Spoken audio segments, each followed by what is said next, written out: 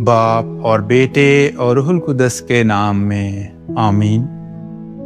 خدا موسیٰ کے ساتھ روبرو گفتگو کرتا تھا۔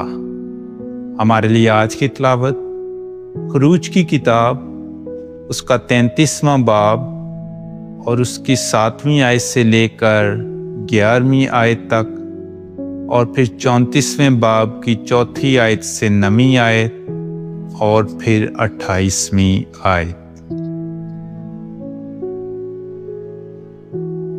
اور موسیٰ نے خیمہ کو لیا اور خیمہ گاہ سے باہر دور اسے کھڑا کر دیا اور اس کا نام خیمہ اجتماع رکھا۔ تو ایسا ہوا کہ جو کوئی خداوند سے کچھ پوچھنا چاہتا وہ خیمہ اجتماع کو جو خیمہ گاہ سے باہر تھا جاتا، اور ایسا ہوتا تھا کہ جب موسیٰ خیمہ کی طرف جاتا تو تمام لوگ اٹھتے اور ہر ایک اپنے خیمہ کے دروازہ پر کھڑا ہو جاتا اور موسیٰ کے پیچھے دیکھتا رہتا جب تک کہ وہ خیمہ میں داخل نہ ہو جاتا۔ اور یوں ہوتا کہ جب موسیٰ خیمہ میں داخل ہوتا تو بادل کا ستون نیچے اترتا اور خیمہ کے دروازہ پر ٹھہرا رہتا، اور خداوند موسیٰ سے باتیں کرنے لگتا۔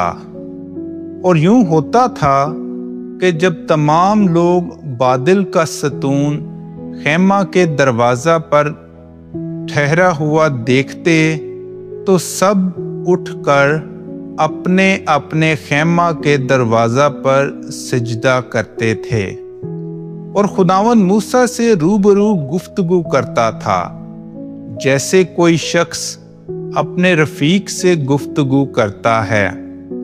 اور جب وہ خیمہ گاہ میں لوٹ آتا تھا اس کا خادم یشوع بن نون خیمہ سے جدا نہ ہوتا تھا۔ تب موسیٰ صبح سویرے اٹھ کر دونوں پتھر کی لوحیں اپنے ساتھ لے کر کوہ سینا پر چڑھا۔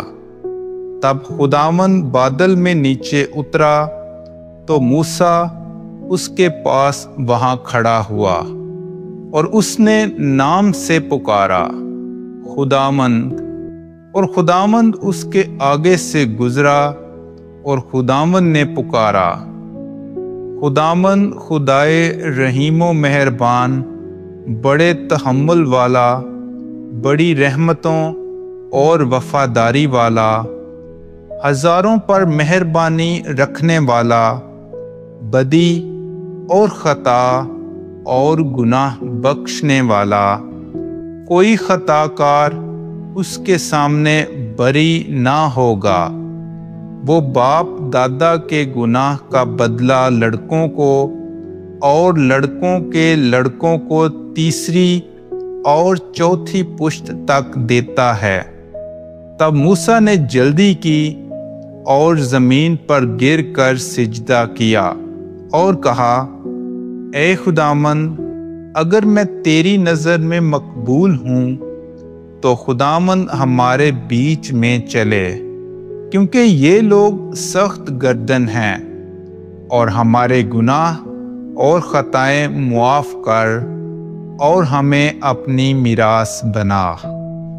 اور موسیٰ خداوند کے پاس 40 دن اور 40 رات رہا، نہ روٹی کھائی اور نہ پانی پیا، اور اس نے عہد کا کلام یعنی 10 احکام 2 لوحوں پر لکھے۔ پاک کلام کے پڑھے اور سنے جانے پر خدا کی برکت ہو۔